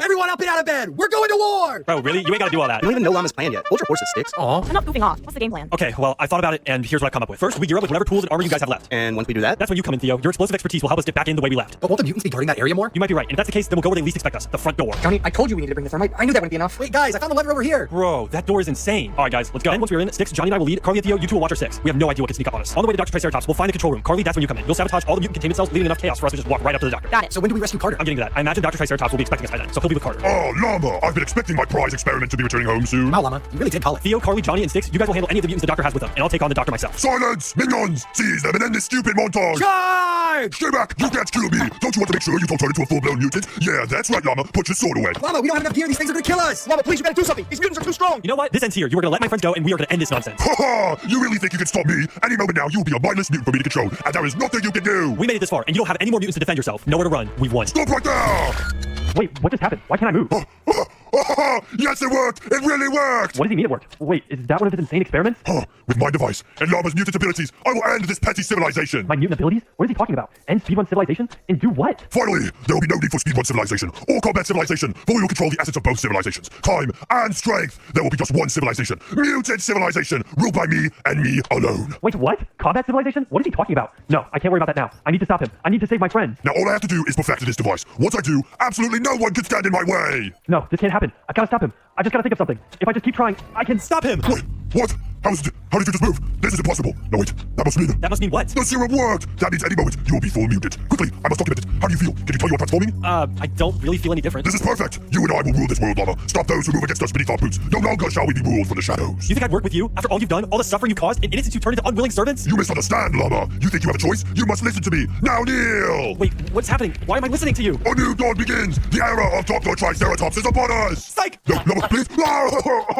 Llama, why would you do this to me? You were my perfect creation. Wait, what happened? Why aren't the mutants attacking us anymore? We did it! Holy crap, we did it! You did it, Alpaca. You really did it. Did someone get me out of this thing? I got you, bro. What was that thing doing to you? I'm not sure. Dr. Triceratops is trying to like extract energy from me or something. He was using you as a battery? Well, that doesn't matter anymore. We gotta get out of here before any more of the doctor's wacko experiments find us in here. After today, I never want to walk for this long again. What whining sticks? We did it, and that's what matters. So what's the plan now, Llama? We save Carter. We take the fight back to the king. What? Are you crazy? Can't we just live down here in peace? No, we can't. Whatever happened to the lab with Dr. Triceratops made me realize we can fix this. We can free the speedrunners, especially with the help of this. A life clock? Not just any life clock. This clock has the ability to stop time. And well, whatever Dr. Triceratops did to me, I can still move around when time is stopped. Oh, I knew it! Turning into a mutant just like the others! Theo, calm down. He obviously isn't changing. At least hear him out. Plus, he risked his life to save Carter. We owe him at least some credit. Well, quit yapping and let Llama lay out a game plan. Well, I don't really have one. The doctor ripped off our teleportation devices, so we have no way of getting back. Yes, we do. Johnny, you can't just give them those. They're for an emergency. Llama and Carly are right. No more running. That's what these were originally for, right? Here, Llama. This is the package Vlad had you deliver to me a few days ago. But I thought you said you couldn't even trust us with it. No time to backtrack now, Llama. Wait, Johnny, are these teleporters? Not just any teleporters. Teleporters are reverse engineered to teleport you to different safe zones and rebel bases, including the black market. Whoa, how'd you manage that? A lot of science. I don't think you'd understand, Carter. Whoa, that's insane. And there's enough for each of us? That's it? We can teleport back up there, confront the guards, and force them to take us to the king? As if that would ever work. Who's to say they won't just throw you guys back into speedrunning? Right, Carter? Tell Johnny his plan will never work. You know what? Llama's plan to break me out worked, so maybe we should have more confidence in his plan to break everyone else out. Alright, then it sounds like we're doing this. All right, a real rebellion. Let's do this thing. All right, everyone take a teleporter. Llama, you lead the way. Actually, Johnny, maybe you should go first. What? Why? Long story short, Vlad won't be too happy to see us. We kind of got permanently banned from ever stepping foot inside the black market again. Then I guess it does make sense for us to go first. Theo, Carly, come on, let's go. Llama, once we leave, just stand inside this room and activate your teleporters. Will do. Come on, guys, let's go. Llama, do you really think this will work? Well, there's only one way to find out. Whoa, Johnny, Carly, Theo, I haven't seen you guys in forever. Wait, what are you guys doing here? Hey, Vlad, long time no see. What? I thought I told you dweebs to never come back here again. Vlad, relax. They're here with us. For what exactly? Llama's gonna overthrow the government. Yeah, pretty much. Wait, you guys are gonna rebel? No, Vlad. I know that you think that might be a bad idea, but you need to I'm hear. in. That was easier than I thought. Wait, you're willing to join us just like that, even after everything that happened? Bro, do you think I enjoy running an illegal market? I have ambitions. I'm tired of hiding from the king. I want to do something real, something to make me feel. I want to run a legitimate business, and I can't do that with the king killing every one of us off one by one, torturing the underperformers, and keeping us in this prison he calls a civilization. Wow, Vlad, I never pinned you as an empathetic guy. Oh, don't get me wrong. I'm not. This is entirely self-interested. Plus, Johnny's cool. You know what? Works for me. Well, we got Vlad on our side, but that doesn't solve the problem of getting to the king. Here, you guys take these. This should be more than enough to rank up and pay off any guard who may get in your way. Wait, Vlad, how did you get all these hours? Illegally, Honestly, I don't know what answer you expected there, Theo. Come on, guys, we got the numbers and the hours. Let's put an end to this once and for all. Man, I didn't think they would come back. All those hours, yet I still feel empty inside. Wait, is that Bob? It's like I can still hear Stick's annoying voice. Wait, Bob, are those graves? Wait, those are our names. Llama, Sticks, I thought you two were dead. I'm so sorry for everything I did. Anytime I was ever mean, please forgive me. Bro, what? What changed while you were gone? You were literally so excited to retire and get rid of us. None of that matters anymore, Llama. What can I do to make it up to you? I'll do anything. Wait, you're seriously wanting to help us out after trying to kill us? Once you guys were gone, I was ecstatic. I had enough hours to retire for the rest of my life, but I still felt unsatisfied, like something was missing. Then it hit me. You two were the closest I ever had to friends, and when I lost you, I was miserable. Oh, Bob, I always knew you'd come around eventually. So you're willing to throw away everything you worked for just for us to be friends? Absolutely. Do you know how terrible I felt? I never felt better than finding out you guys are still alive. You three disappearing helped me realize I don't want to be a bad guy anymore. Hey, you know what? Works for me. So what I'm hearing is you'll help us get to the netherite floor? Absolutely not. I'm gonna have to report this to the head guard immediately. Oh, you guys should have seen your faces. You were all like, oh no, he's gonna report us. Come on, dweebs, let's get you an audience with the king. I'll keep any of the nosy guards off our tail with a few payments here and there. Alright, everyone up the bottle elevators. Viva la revolution! Hey, Bob, what you doing over there? I'll follow up in a minute. Looks like we've got some other guard. Yep, they paid. Listen, take this and leave it alone. Whoa, is this the netherite floor? Wait, is that? Your Highness, it's a pleasure to meet you. No, it's not Sticks. I am Steve. Bro, was that supposed to be a reference or something? Well, King Steve, I'm sure you know why we're here. Your reign of terror ends here. You think you all can stop me? Oh, guards. Oh, I knew this was a bad idea. What's the plan now, Llama? We could, Oh, this is gonna be fun. You know what? I will commend you for getting this far, Llama. No one has ever done so before. So I'll make you a deal. What kind of deal? One you can't refuse. A game, if you will. Llama, I need you to understand this Steve guy is insane. I've seen him kill his own guards for just breathing wrong. Silence! I am speaking, Vlad. Now, as I was saying, I have a proposal. Let's hear it. There are two choices. Option one, your little friends here become my prisoners and you walk free, Llama. You know I can't do that. So then that brings us to option two. You and 3 of your companions must participate in a speedrun game, retrieving the dragon egg. The dragon egg? But Vlad said that's borderline impossible. Oh, that's only half the game. The other half is that I will be hunting you, fully equipped with my netherite armor and tools. You must obtain the dragon egg before I kill you, or you lose. That doesn't seem like a fair game to me. Well, it doesn't sound like I have much of a choice, do I? If you manage to get the egg before I kill you, I'll have no choice but to step down and make you king of speedrun civilization. Fine, but alright, who's coming with me? You already know I'm the Llama. I'm not too good at these things. Sorry. Well, I've gotten this far, Llama. I'm with you all the way. Oh no, absolutely not. Don't even think about asking me. I'd sell illegal items. I'd be dead weight that would just slow you guys down. Well, I guess that settles it. We'll just run it with 3 people. Me, Sticks, and Johnny. What about me? Well, I just assumed that you wouldn't want to put yourself out there again, Carter. Are you kidding me, Llama? You stuck your neck out for me so many times in the past 2 days. And I know I've been a horrible person to you, but I owe you enough in my life to help you overthrow this tyrant king. You really mean all that, Carter? Of course, Llama. So we doing this thing or not? Alright, Steven. Challenge accepted. We'll play your silly little game and finally take back this place you call a civilization. Perfect. Well, if you are so confident, I've just got to make one more precaution. An inventory check. Step right over here, each of you. I knew there was gonna be some kind of catch. Come on, guys, let's go. Everyone step into their boat piles. Put 4 in your crafting menu and 1 in your offhand. Well, well, well. It looks like some of you are trying to smuggle in some items into the game. Each of you give me your tools and armor. You can only use what you find in the wilderness. Fine, here, take it. Perfect. Now to begin, I will teleport each of you to the wild and begin a timer. Once this timer is complete, I will begin hunting you. Well, how much time do we have before you start hunting us? 60 seconds. Now approach the teleportation zone. We will begin promptly. Okay, everybody just grab some wood and we need to get out of here because if we stay here, Steve is gonna actually kill us. Which one? Does it matter which one we get? No, it doesn't matter. Just go. Just get out of here. Where do we go? Wait, Johnny, you know the most about speedrunning, right? What's that thing over there? Whoa, it looks like some kind of frame. It's another portal. That's perfect. We will have to come back to it later, but we need to keep moving now. Yo, there's wait. There's actually a chest here with like a bunch of loot. Everyone like grab something. I Oh, don't I'm know. on fire! Help! Oh no, sticks! Bro, how did you already get on fire? Hurry, put them out. We need to get moving. Bro, we have to just go. We have to just go. Oh, leave me. Where are we going? I got everyone else's helmets. Where are we going? Wait, Johnny, what do we even do? How do we even get the dragon egg? Quickly, this way, guys. We need to find a village to get some iron so we can get to the nether. What's a village? What's another? Hold on, craft the boat right now so we can move faster in the water. Somebody else craft the boat so we can have two. Here, sticks, I got you a helmet. Hold on, sticks, get in. Okay, here, you guys have that boat. Go. I see a village. Come on, go. Wait, Johnny, wait for me! Time's up. Prepare to die, llama. Oh, heck no, bro. We need to go faster. He's gonna be here any minute. Yeah, I'll get some hay bales. You guys focus on finding iron. I found the golem. Wait, bro, Johnny, what are you doing? Wait, why isn't he attacking us? Bro, why does he actually not care? That's actually perfect. Bro, why does he loser. actually not care? Bro, he doesn't care. Jump him! Jump This is him. way easier than I thought it would be. Okay, wait, how much iron do we get? I got 5 iron. Here, take it. Let's go. Wait, Johnny, what's that structure over there? That's a desert temple. Perfect. There's always an insane amount of loot in there. Desert temple? Oh, I love Dairy Queen. Just be careful when we go in. These places are always rigged with an insane amount of explosives. Wait, if there's TNT traps, is it possible we can trap King Steve? There you guys are. Oh, go, he's right there. We need to hurry now. How did he catch up so Okay, quick? wait, guys, I got an idea. Go. I still have the time stop device. We can use it to trap the king. Go mine in the middle. It's where the trap usually is. He's right there. I finally got you. Go. Look out for the pressure plate. Do the stuff. Sticks, take the time stop device. Carter, Johnny, you guys get out of here. Once the king comes down here, we're gonna stop time. I'm gonna place the pressure plate, and we're just gonna keep going. Well, how do I even use it? I don't know what I'm doing. Do I look like a Time Lord? Press the button on the clock. Looks like it all ends here. Use it now. I use it. Okay, we got him trapped here. We'll place the pressure plate here, and we'll just get out. We'll get out, and then once we're out of here, we'll be able to resume time, and then that king is done for. Okay, I mean, I guess. All right, let's just get to where Johnny and Carter are, and then we can resume time. And go! Wait, lava? Sticks? You made it! It should be blowing up. What's blowing up? The temple's blowing up? Oh my gosh! Okay, go. We gotta go. I even took damage from over here. It worked. Keep running. There's no way he survived You that. thought some measly TNT would stop me? Are you serious? He's still alive. I can't believe that didn't stop him. How? It doesn't matter. It's slowing down. That's what matters. Okay, everyone pull out the boats again. Get in the river. Come on, let's go. Let's go. All right, we need to circle back to that nether portal, right? So what is this thing? How do we use it? First, we need to finish the portal with obsidian. So we need a bucket and water. Then all we have to do is light it. Wait, Sticks, use the time stop device again. If you use it, we can build another portal before King Steve gets over here. Oh, wait, that's a great idea. Wait, it looks like it's on some kind of cooldown. I can't use it again. Wait, what? How long is the cooldown? It doesn't say how long it is. Oh my gosh! All right, well we gotta build this nether portal fast. Watch it, llama! Oh my gosh! Oh What are you trying to do? You're trying to sabotage us? I swear, if I survive King Stephen, you're the one who kills me. Dude, Just let me do it. We need to hurry. Wait, does that mean the portal's lit? Let's get in it. I Oh, don't know. no! Carter, lock it, Go. lock that We gotta go. It's right there. You guys can't run forever. Everyone get in. You might feel sick at first, but we need to keep I'm moving. gonna be sick. Okay, Johnny, now what do we need to do? I told you guys it was gonna be bad. First, we need to find the nether fortress for blaze rods. Okay. Okay, what does that look like? You'll know when you see it. Probably a fortress. All right, I'm getting an iron pickaxe and I'm getting blocks and we're just gonna go. Everyone up the staircase. Mama, you're actually kind of goated at speed bridging. Wait, Johnny, what's this? Perfect. It's a fortress. Whoever else has a pickaxe, just follow me and just break the bridge behind me. Okay, why? Listen, we're breaking the bridge so that King Steve can't follow it. Oh, what's that? What is that? Guys, I see King Steve! Oh, get David there! Guys, we need to go faster! Hurry! Here's the blaze spawner. Okay. Wait, Steven's bridging up. The blazes are getting those. Wait, I have a bow. I think I can hit him off the bridge. Okay, perfect. You guys focus on the blazes. I'm gonna try to shoot Steve. I've hit him twice, but he's not falling. That silly bow won't get you anywhere, Carter. Okay, I got a blaze rod. Guys, he's here. Steve is here. Wait, King Steve is here. Everybody get Get out. back here, llama. Your head is mine. Go. We just need to get out. Whoever's last block up behind you. You gotta get out. Get up, Johnny, hurry! He's breaking through! Start mining. Go. Okay, wait, we're back in another fortress. Oh yeah, we just need to get out of here. Wait, Johnny, how many blaze rods did we need? We need 6 blaze rods to make the blaze powder we need. Okay. I have 3. Anybody know where King Steve went? Somewhere behind us. I'm lighting everything on fire. Okay, wait, we'll come back for the rest of the blaze rods later. Johnny, what do we need now? All right, what we need now is the ender pearl so that we can combine them with the powder and make the eyes of ender to find the How portal. are we gonna get ender pearls in the nether? A bastion. We can trade the Hoglan's gold in exchange for the ender pearl. Why can't we find a good shin for once? Bro, this Carter guy, bro. You guys are being way too jokey for this life or death Hey, situation. man, I'm just trying to lighten the mood. This is scary. Watch out, Gaff. Take that. Wait, Johnny, what's that? Is that the bastion? Yes, that's the bastion. Let's go. Okay, everyone follow me. I'm following. Somebody's like gotta break this bridge behind us. Watch out, the king! Are you Oh my gosh, I got the bridge. He just keeps appearing in line of sight. Carter, don't leave me. Come on. Johnny, get on, hurry! Okay, just keep breaking the bridge. We'll be fine. I'm going. I can only go so fast. Does anyone here have a bow or a crossbow or something? Yeah, I have a crossbow from earlier. Okay. Do you have arrows? Yeah, of course. Okay, just make sure he doesn't bridge out to us. I'm gonna get this gold up here. Stupid zombie pigman. You got in my way. Now I won't be able to catch up to them. Wait, no, don't attack me. you idiot. Llama, look. Oh yes, dude. Hey, let's go. That should buy us enough time. Wait, Llama, we need to dig down. Good point. Okay, so Johnny, since you know the most about speedrunning, while we have King Steve distracted, you should go back to the fortress to get more blaze rods. Me and Sticks, we're gonna dig down. We're gonna try and find some piglins. We're gonna trade with them until we get enough ender pearls. That's a perfect idea, Llama. I'll go back to the fortress, but before I go, you might need this to defend yourself. It's the strongest weapon I could craft. Okay, wait, where did we get diamonds for this, bro? I got them back at the desert temple. Oh my gosh, bro. Okay, all right, Sticks, I'm with you. And Carter, make sure that you keep boning King Steve. We don't want to bridge it over here. We just want to keep him distracted with those piglins. All right, but hurry back. I don't know how long he's gonna last. Llama, over here. Come trade with this Hoglin. Okay, I'm on my way. I'm bringing the gold. Okay, the piglin. All right, I'll give in like 32 King gold. Gravel. What the heck? Cheapskate? Oh my gosh, bro, we need this piglin to lock in and give us some ender pearls. Dude, King Steve is actually, it's actually rad for King Steve. He's gonna be dealing with those for forever. Finally, those stupid pigs aren't attacking me anymore. Oh my gosh, no.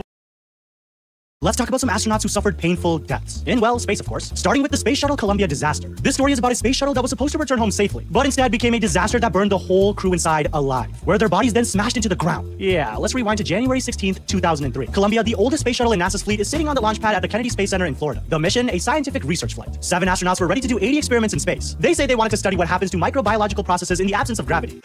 Whatever the hell that means. I like your little funny words, Magic Man. Anyways, let's get into who was actually on the space shuttle. First, we have Commander Rick Husband, a pilot who was well at the wheel. With him was pilot William McCool, and also mission specialist Michael Anderson. And then we have Elon Ramon, who was Israel's first astronaut, and keep this in the back of your mind because it's really important. We also have Kalpana Chawla, David Brown, and Laurel Clark. This wasn't just any crew, these were some of the biggest, nerdiest, brainiest minds on the planet. Now, what exactly caused their painful deaths? It has been months of prep work, training, and planning until it was finally go time. 10, 9, 8, 7, 6, blah blah, you get the goddamn point. You guys have ever seen a rocket take off? I don't need to explain it to you. Well, during this launch, a piece of foam insulation from the big orange fuel tank actually broke off and struck Columbia's left wing. A bit of foam? What the hell, Box?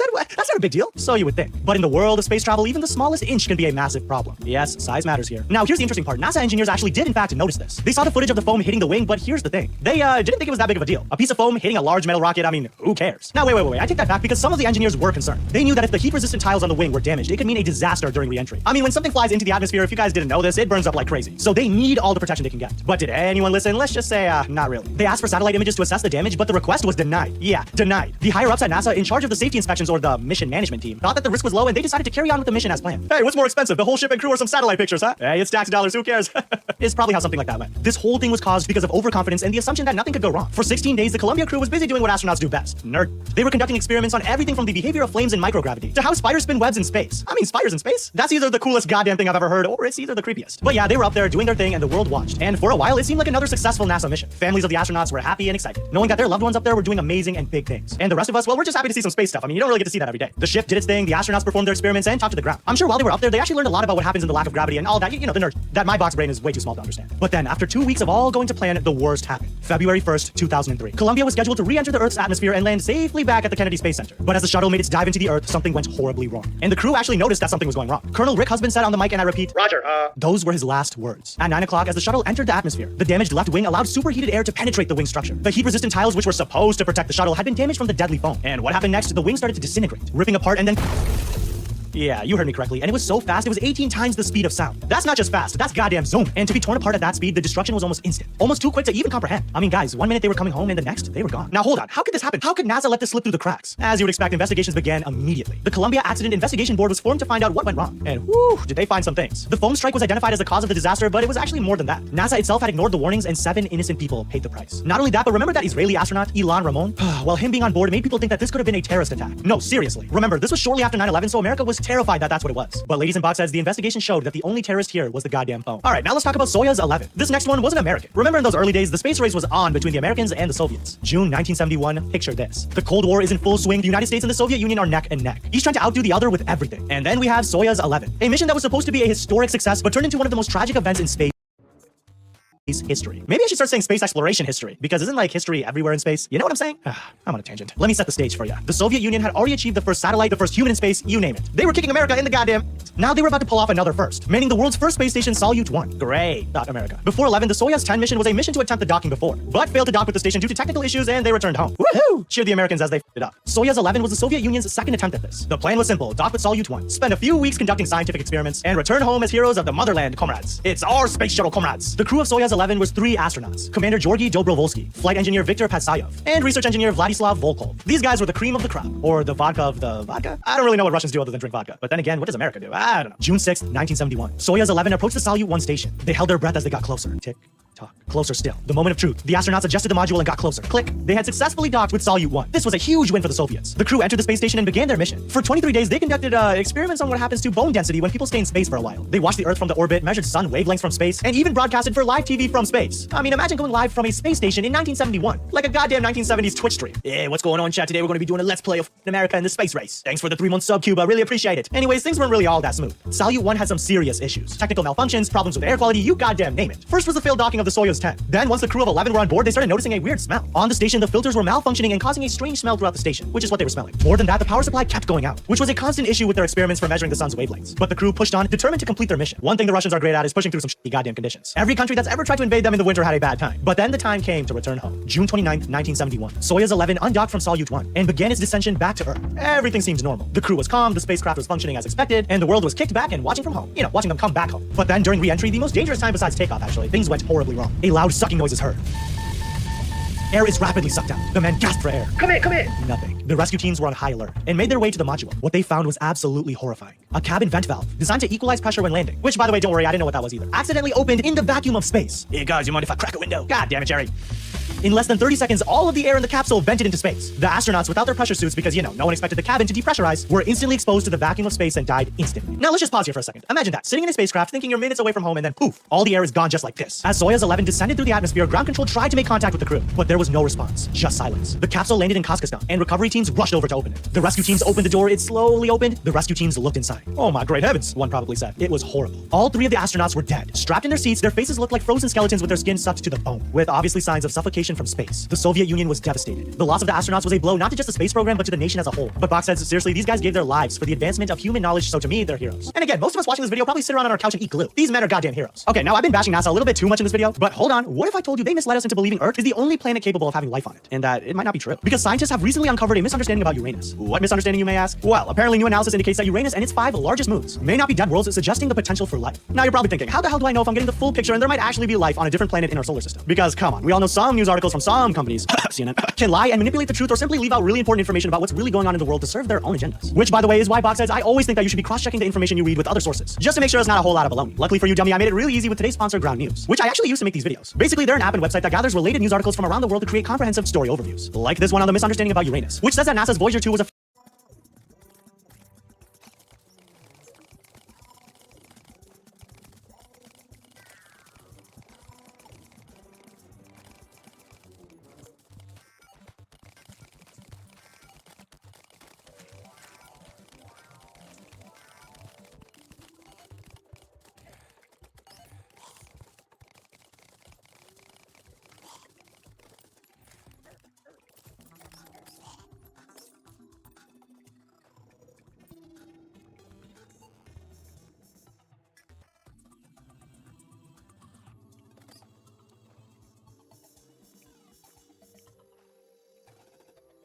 affected by a solar storm which misled scientists about Uranus. And get this, the summary is based all on the articles Ground News found covering the story. And you can even dive deeper and compare the coverage with context on each source's political lean, credibility, and who owns them. This is all really important to know so we can see what type of agendas are influencing the reporting.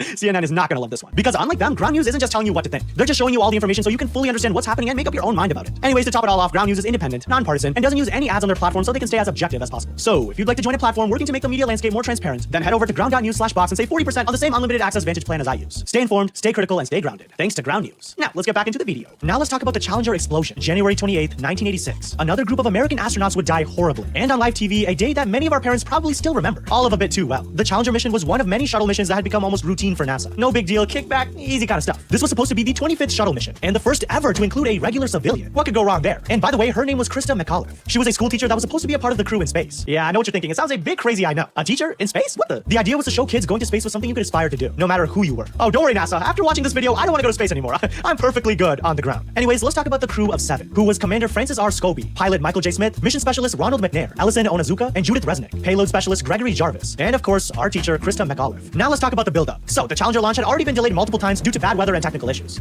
Should have just taken the message. And then, on the morning of January 28th, temperatures at the Kennedy Space Center in Florida had plummeted to below freezing. Yeah, and if you live under a rock, Florida doesn't usually get that goddamn cold. So here's the thing, the cold was actually a big deal. The shuttle's solid rocket boosters were sealed with what are called O-rings. Yeah, I don't know what that means either, so let's take a look at the wiki, shall we? They're rubber gaskets that were supposed to prevent hot gases from escaping during the launch. For those that didn't know, the rockets get very warm. Some say they get to at least 100 degrees. But these O-rings weren't tested for such cold conditions. Yeah, none of these boys look great in the cold, if you know what I'm saying.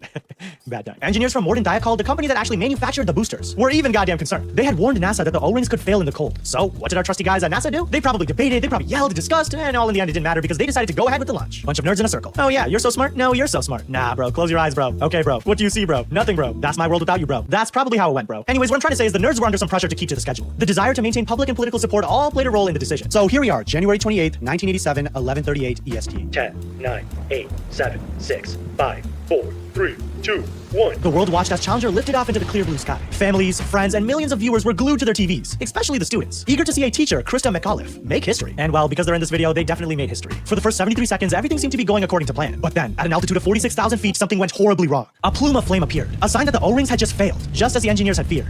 The external fuel tank erupted, more flames, and then kaboom! The world watched the disintegration of the entire shuttle. The Challenger exploded in a massive fireball, and all that was left were pieces of debris falling into the Atlantic Ocean. The entire crew was killed instantly. The crew compartment was seen tumbling through the sky, and then it was gone, just like that. In an instant, 7 lives were lost. The Challenger disaster was broadcasted live, meaning millions of people, including children, witnessed the explosion in real time. Ask your parents about it, they will look like this guy right here. Not a pretty sight. In the hours and days that followed, the families of the crew were left to deal with the loss of their loved ones. President Ronald Reagan was scheduled to give his State of the Union address that evening, but instead, he addressed the nation about this tragedy. This was the exact quote, actually. The future doesn't belong to the faint-hearted. belongs to the brave. NASA immediately grounded the shuttle program and launched an investigation into what actually went wrong. The Rogers Commission was formed, led by former Secretary of State William Rogers. The investigation revealed the O-rings had indeed failed, as the engineers had warned. The cold weather had allowed hot gases to escape and cause the explosion. But it wasn't just a technical failure. It was also a failure of management and communication. NASA had been warned, but those warnings were ignored once again. I mean, we're seeing a trend here. Richard Feynman, in his famous demonstration during the hearings, actually dipped an O-ring into a glass of ice water, which in fact showed how the rubber lost its flexibility in the cold. Oh, the audience. Okay, last one. So in the end, what came of all this? The Challenger disaster forced NASA to take a long, hard look at its practices, its culture, and its priorities. By the way, I forgot to mention the shuttle program was grounded for nearly 3 years. The disaster also led to changes in how risks were communicated and assessed within the organization. And before we move on to the next section, let's not forget that Kristen McAuliffe was a civilian. She wasn't even supposed to be on the space shuttle. Gosh. All right, next up we have Apollo 13. Now, I know the rest of the stories everyone died, but this one's a little bit different. Sue me if you think it's clickbait. April 1970. Apollo 11 had already made history by landing the first humans on the moon. Well, if it's real. And Apollo 12 followed with another successful moon landing. So, ladies and box heads, let's do a little bit of math. What's next? Apollo 13, of course. I mean, they did it twice before, so how hard could it really be? Okay, so Apollo 13 was supposed to be the third mission to land on the moon. You know, with actual people on it. The crew was Commander Jim Lovell, Command Module Pilot Jack Swigert, and Lunar Module Pilot Fred Hayes. These guys were ready to explore the Fra Mauro region of the moon. Whatever that means, all of this is just moon to me. But what started as a scientific mission quickly turned into a fight for survival. April 11th, 1970, Apollo 13 lifted off from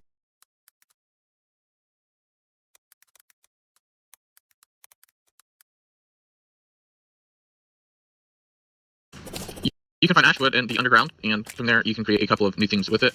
It's basically any type of wood, so anything that is wood related, you can make it with the ash wood.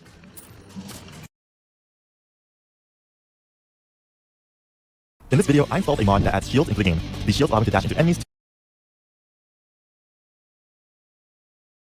So my memory is like embarrassingly bad. And I know for a fact that there are a lot of people out there who often say like, oh, I have such a bad memory, I'm so quirky and clumsy. No, you imbecile. You do not know what a bad memory is. Do you want to know how bad my memory is? Alexa. Yeah. Okay, do you remember back when you would tell me your birthday every single day to get me to remember it? Yep. Do you remember how long it actually took for me to like get it down? I think like a month straight. A month? I think so. When's your birthday? November 19th. Okay. When's Cody's birthday? February. No. Fuck. Cody has been my best friend for 4 years, and I do not have a hot fucking clue when his birthday is. And speaking of Cody, he's actually the reason why I'm memorizing 314 digits of pi in 9 hours. You see, unlike me, Cody has a fantastic memory. Cody has the highest GPA of any person I know. He's studying to be a doctor. But most importantly, there was a time recently where he recited to me 100 digits of pi. Now, I could have said fucking anything to that. I could have responded with like, oh, that was cool, or I could have been like, oh, that was lame, or I could have said, like, put your hands up, I'm gonna lick your torso. But of every fucking response I could have given, I settled on, I know more. I was lying. I don't know why I said that. I think I just have this inability to allow Cody to feel good about himself, that pretentious fuck. And then he followed by asking, oh, how many of them do you know? And then I was like, 314. And then he asked me to recite them for him, and then I was like, oh, no, that would take too long. And then I panicked and I changed the subject. And then Cody said, well, it's my dad's birthday tonight. Wouldn't it be so funny if we got you in front of my entire extended family to recite pi like a fucking jester? And then I was like, no, that would not be fun. In my fucking dreams. Instead of doing that, I was like, you got it. And then I went home. I was supposed to show up at his house again in 9 hours. I had 9 hours from that moment forward to memorize 314 digits of pi. That is 34 digits in an hour, or approximately 1 digit every 2 minutes. And holy shit, I am losing my mind, and I am getting so flaccid at the thought of it. Okay, so right now it is 12:48. I have not yet started. Let's see how much pi I know before I practice anything. I have like this program where I type it in and it tells me if I'm right or not. So 3.14159. Okay, fuck. So I have 5 digits. Now, there are a lot of ways to memorize things more effectively. If you're trying to memorize a string of 300 numbers, are you just gonna stare at it until it sticks? You fucking fool. Of course not. It's typically easier to remember pictures and words instead of numbers. And for this task, I used 3 different methods altogether. Starting with the first method, I used music. 5 years ago, A$AP Science released the Pi song. This was the first 100 digits of pi composed into a song with rhyming lyrics. So I think the first thing I'm gonna do is I'm gonna listen to this song religiously. Let's say for about an hour and see where that gets me. I did not listen to it for an hour because 1 hour is too fucking long. So I tried my first ever proper recital after about 20 minutes. I could be wrong, but I think I might have the first 50. 1, 4, 1, 5, 9, 2, 6, 4, 3. Yep.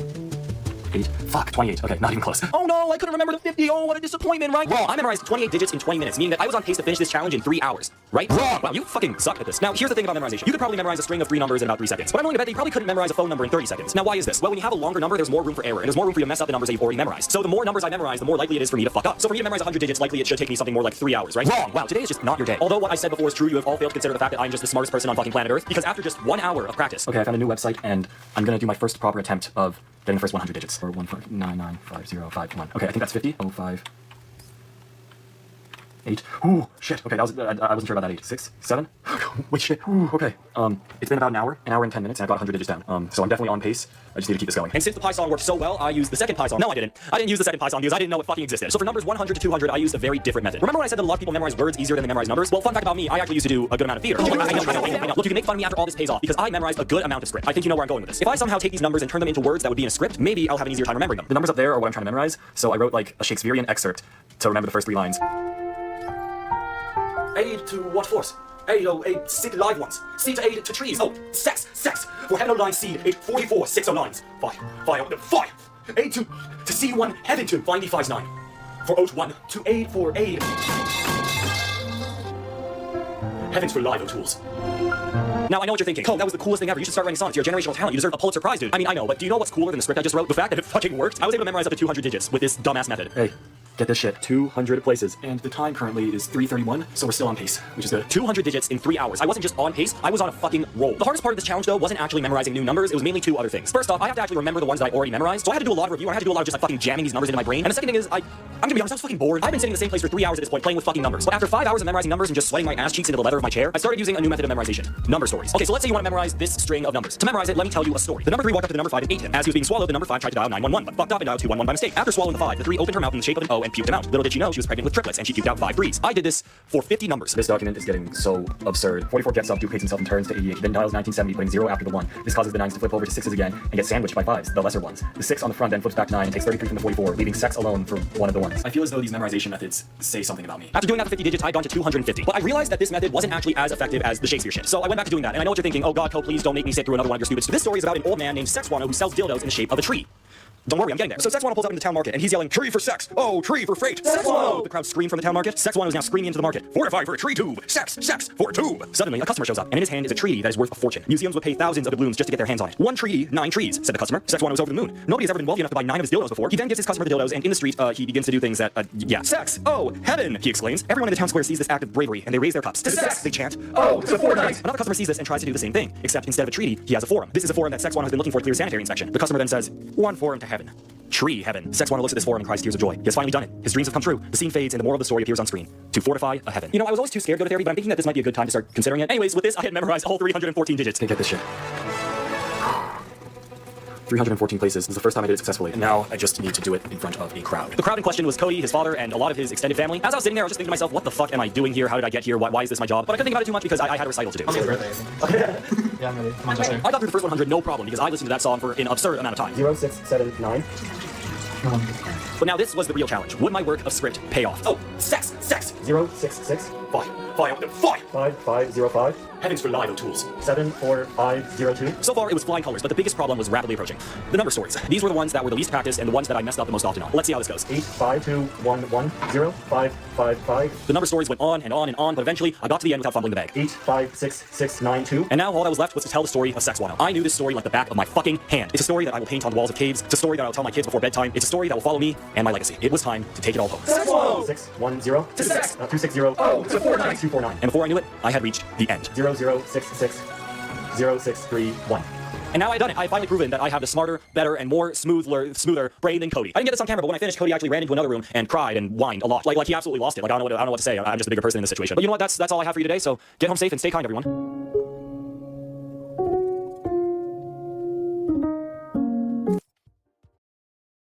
You've probably received a lot of spam calls that sound something like this. This is Amazon.com. You have been charged $379. Now behind this harmless sounding call is a $20 billion scam industry, and today we're gonna roll over that log and see what crawls out. Because for the past 5 months, with the help of my trusty glitter bomb, which I typically just reserve for porch pirates, I've worked my way up every rung of the slimy chain of command involved in this scam. This journey is going to take us around the world and through 5 states. It involves Homeland Security, stakeouts with PIs, and of course glitter bombs, and the scammers trying to hopelessly rid themselves of sparkly evidence before getting arrested. I'm gonna show you exactly how they make so much money off these calls. So buckle up, because it gets wild. Now this started for me when I was working on Glitter Bomb 3.0 this past November, and I kept getting those annoying calls, so I thought maybe to return the favor, I could send them my harmless box that shoots out glitter and fart spray when you remove the lid. Now my buddy Jim Browning has a YouTube channel where he's able to reverse the connection to the scammer's computer and then thwart them in real time as they try and scan someone else. My idea was to have a legitimate victim agree to send the money, but then we'd work with them to actually send a glitter bomb instead. So Jim checked all the scammer computers he was currently monitoring, and it just so happened a woman named Tracy was being scammed for $12,500 at that very moment. So he immediately tried reaching out to her and eventually got through. Hello. Hello, Tracy. This is Jim Browning here again. I'm calling you. Hopefully you've got my voicemail. Here's what happened. Now listen carefully to what Tracy's about to say here, and hold your judgment about how could anyone ever send $12,000 in the mail until I explain how the scam works in a minute, because I hate to give these guys credit, but it's pretty clever. They were supposed to give me a refund of $300, and when I put it in the computer, I mistyped it as $13,000. So I had to send money back to them, $12,500, and that's where I am. Right. I'm hoping you haven't sent that money. I have sent it. Oh no, right. I hate to break this to you, but this whole thing is a scam. What do I do now? I'll tell you what to do, Tracy. You leave this to me and Jim. The first thing we did was look at the address they told her to ship the money to, and given there were 6 cameras outside, this clearly was some kind of safe house for the scammers. We then had Tracy call FedEx to cancel the package, but just in case, we hired 2 PIs to be on the scene that day to intercept it. And we knew we shouldn't do that right in front of the house because they'd probably be watching, but since we weren't sure which direction the FedEx truck would come from, we overnight shipped a package to a bunch of their neighbors that explained they were randomly selected to win one of these super cool Glitter Bomb t-shirts. And if you wanted to buy one of these from markrover.com to help support making more videos like this, I'm certainly not going to stop you. This will allow us to speak to the delivery driver somewhere up the street to get the package stopped in time. And the plan worked flawlessly, because despite Tracy's efforts to get